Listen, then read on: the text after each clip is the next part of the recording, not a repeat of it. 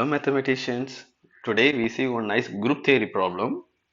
This problem uh, asked in a CSIR exam, same problem with a little bit of change in the options.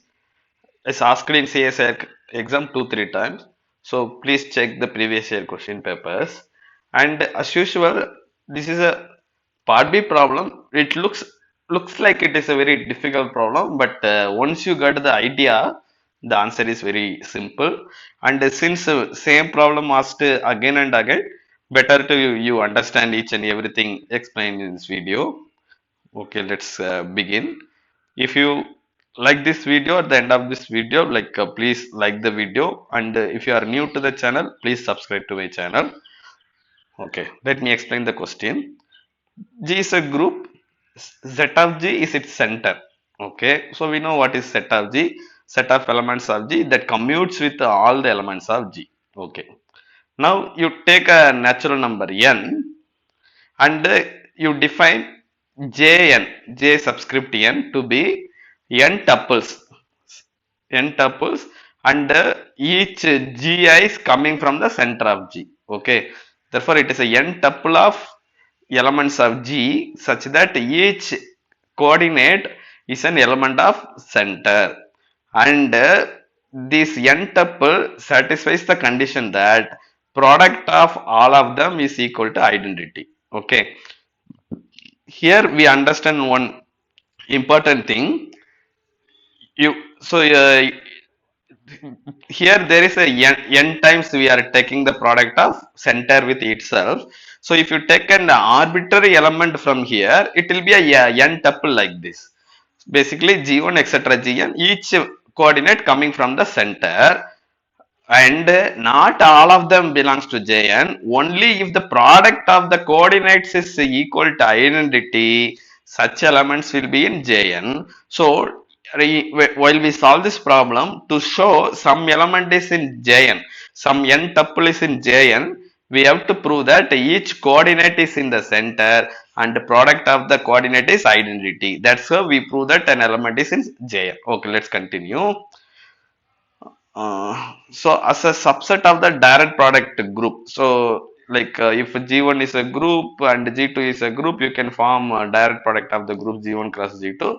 Similarly, you can take G cross G cross G n times. Okay, and inside that group, so here in the G cross G n times, each element is a n tuple. Okay, if you take it n times, and elements of this G cross G n times will be n tuple.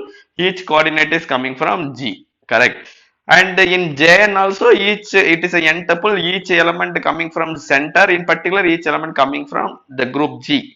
Therefore, if we can say that Jn is a subset of G cross etc etc G n times. Okay. Okay, so now therefore we can talk about whether Jn is a subgroup of this G cross G n types. That is a thing. Okay, now they are saying that Jn is, first option is it is not necessarily a subgroup. Second option is it is a subgroup but not normal. Third option it is a normal. Fourth option is it is isomorphic to set of G cross set of G cross set of G n minus 1 times. Okay. Okay, let's do this problem step by step. Now let's just first we show that it is actually a subgroup. Okay. Okay, to prove subgroup, what we need to prove, you take two elements inside and you show that its product is there and the inverse is also there, then it is a subgroup. Okay, so I take two element. Okay, one I forgot to say one thing. Okay, so by the definition of Jn is J1, G1, G2, etc. Gn such that the product is identity and each Gi is coming from the center. The same thing can be written like this. If G1, G2, Gn equal to identity, from this we can from this equation we can conclude that so Gn is nothing but G1 inverse, G2 inverse, etc. etc. Gn minus 1 inverse. Okay, because you just keep Gn this side, send everything this side, but these elements are in the center. Therefore, you take it as a G1, G1, G2, G1 inverse, G2 inverse, G3 in, sorry. Uh, So I mean, the order in which you write the elements doesn't matter because they are all belongs to the center. So G1, G2, G3, all these elements commutes with each other. Therefore, we can write Gn as G1 inverse, G2 inverse, etc., etc., Gn minus 1 inverse. Okay. I hope this is clear. This follows from this equality. Okay. Therefore, this Jn can be written as G1 etc. Gn minus 1. This nth Gn will be G1 inverse, G2 inverse etc. Gn minus 1 inverse. Now there is no Gn. Therefore, only G1 etc. Gn minus 1 is coming from central G. Okay. So, this is a slight modified definition of the set Jn. Now we prove that it is a subgroup. Okay. So, let's consider two arbitrary elements. One element is this one, G1 etc. Gn minus 1. Then the last nth coordinate is product of inverse of first n minus 1 elements. We just saw that Gn can be written as this way. Therefore, I am replacing Gn like this. And second element I am taking like this, h1 etc. hn minus 1. Then the inverse of product of the inverses of first n minus 1 coordinates. Okay. Now, this in the group, it is a tuple in the direct product of groups. Product is defined pointwise. Okay, therefore G1 H1, that is the first coordinate, G2 H2, that is the second coordinate, n minus 1 coordinate will be Gn minus 1 Hn minus 1, and the nth coordinate will be this into this. Okay, basically it will be G1 inverse etc etc Gn minus inverse H1 inverse etc Hn minus 1 inverse. Okay, now to prove Jn is a subgroup, I have taken two elements from Jn. I want to show that its product is an element of Jn. So, as I said earlier, to prove some element is in Jn, we have to show that first n minus 1 coordinates are in the center, and the last element should be product of the inverses of the first n minus 1 coordinate. For example, we see here an element is belongs to Jn if first n minus 1 coordinates coming from center, last element is the product of the inverses of the first n minus 1 elements. Okay. Okay. So that is what we are going to prove here. Okay. Okay. So so now G1 is in the center, H1 is in the center. Okay. Therefore, its product is also in the center because center is a subgroup. Okay. That way we can prove that first n minus 1 coordinates are in the center. So to prove this element is in the Jn, we have to show that this element is the product of inverses of first n minus 1 coordinates. Okay. So what is the inverse of G1 H1 inverse? Now all these usually AB inverse is equal to B inverse A inverse, but all these elements are coming from the center. Therefore, we can just say AB inverse equal to A inverse B inverse. Okay, because all these G1, G2, etc., Gn minus 1, H1, etc., Hn minus 1, they are all coming from the center. Okay, very good. Therefore, you see what is inverse of G1, H1? G1 inverse, H1 inverse. It is here. And what is inverse of G2 H2? G2 inverse H2 inverse. So what is inverse of Gn minus 1 Hn inverse? Gn minus 1 inverse Hn minus 1 inverse. Okay. So product of inverses of all these elements is precisely this element. Okay. Therefore product, this element is an element of Jn. Now let's prove that it is closed under inverse. So I take one element from Jn. Okay. So first let's not consider inverse. So this is an element of Jn.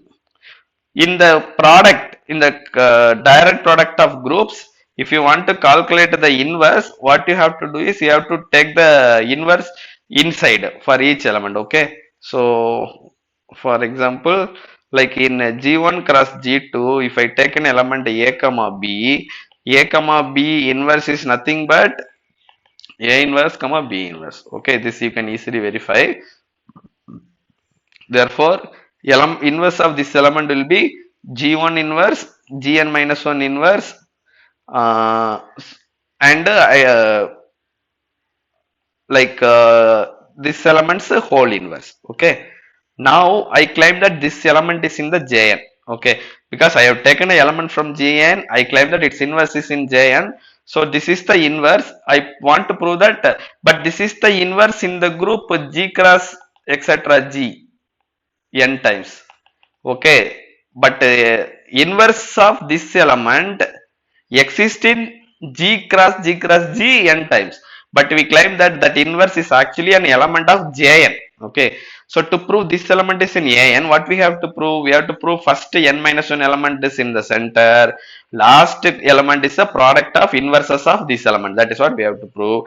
So G1 etc. Gn minus 1 are elements of center. Why? Because this element is coming from Jn, that means that this element G1 etc. Gn minus are in the center. Center is a subgroup, therefore its inverses also in the center. Now this element is precisely product of inverses of this element. Okay, because G1 inverse, G2 inverse etc. Gn minus 1. This is product whole inverse will be G1, G2, etc. Gn minus 1. G1 inverse, the whole inverse is G1. G2 inverse, the whole inverse is G2. Therefore, this coordinate is precisely the product of inverses of first n minus 1 coordinate. Therefore, we conclude that this is in Jn. Therefore, Jn is a subgroup. It is little bit a tricky argument, but it is just a matter of direct calculation. Therefore, first option is wrong. Okay. Okay. Next, we check whether it is a normal subgroup or not. So we prove the fourth option. Okay, we will prove that fourth option is correct. Then it is isomorphic to direct product of center of G n minus 1 times. Okay, that is what we prove. Let's assume, suppose we prove that. Okay, then it is a, I'll give you an exercise, very simple exercise. So you consider the group G1 cross G2. Okay, then center of G1 cross G2 is actually equal to center of G1 cross center of G2. Okay, this is a simple exercise. Please try to do. Now, by this result, what is the center of G cross G n minus 1 times? So I take n minus 1 times. Okay, center of G cross G n minus 1 times. If you consider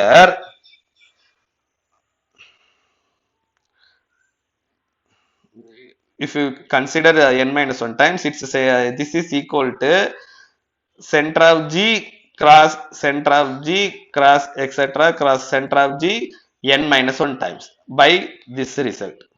For 2 times product, its center is a product of the center. Similarly, for n minus 1 times also, it's a center will be product of center of each of the groups. Okay, it is G. This is G.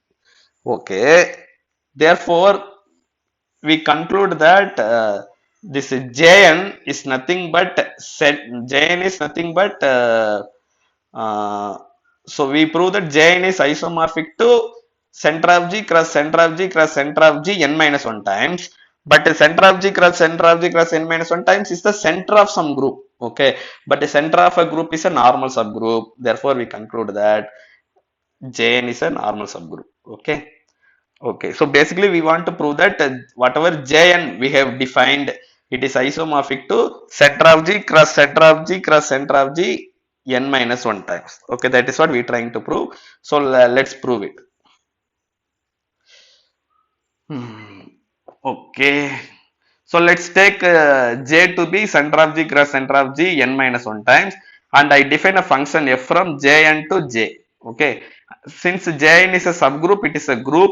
Clearly, this is a group center cross center n minus 1 times. So we will yeah, explicitly construct a bijective homomorphism. Okay, so let's define a homomorphism f from Jn to J like this. F of G1 cross Gn minus 1, then the last coordinate is product of inverses of first n minus element, that is going to first n minus 1 tuples. Okay, then why this is a well defined, since G1 etc. Gn minus 1, this since this element is belongs to Jn, that means that first n minus 1 coordinates are coming from the center. Therefore, if I define it to be this tuple, then each of these elements are coming from the center. Therefore, this element is belongs to J. Okay. So this is f is a well defined function from Jn to sorry, f is a well defined function from Jn to J. Let's verify it is 1 1 and all 2. So surjectivity is clear. because you take a arbitrary element belongs to J, this element, and then if you consider a corresponding this element, okay, then this element is the pre-image of this element. Okay, so you take arbitrary element and consider the product of inverses of its coordinates, put it in the last coordinate, and you find the f of that element, you will precisely get this element. Okay, therefore every element in J, this is the pre-image, therefore f is on to prove subject 1 1, we prove that suppose f of x equal to f of y, then x equal to y, this is easy to prove. So suppose, see images, this is image. Okay, so f of something always looks like this, n minus 1 coordinates. Suppose two elements have the same image. Okay, if two, suppose images are equal, now two n minus 1 tuples are equals means coordinate wise they are equal. Okay, so g1 equal to g1 prime, g2 equal to g2 prime, and so on for all I. So now gi equal to gi prime means the these two numbers are equal. G1 inverse, G2 inverse, etc. Gn minus 1 inverse equal to G1 prime inverse, G2 prime inverse, etc. Gn minus 1 prime inverse. Okay. Why this is so? Because this element is equal to this element is equal to this element, this element is equal to this element by our this argument. Okay. Therefore, if these two numbers are equal, then you put them in the nth tuple. Okay, so we get g1 comma etc gn minus 1 comma this element equal to g1 prime comma etc gn minus 1 prime comma this element here. Okay, okay, so already we know g1 equal to g1 prime because these two things are equal. If these two things are equal, then the last coordinate also has to be equal. But this element is nothing but x equal to y. Okay, okay, therefore we get it is 1 1.